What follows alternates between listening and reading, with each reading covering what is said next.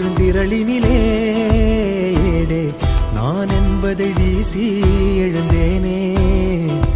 மனமே தான் என்பது போகும் பெருங்கணத்தினிலே கூவி வாவென்றொரு வாழ்க்கை சிறு குரலாய் பேச போகாதொரு தேடி நீந்தி மூழ்கி வாழாதொரு வாழ்வை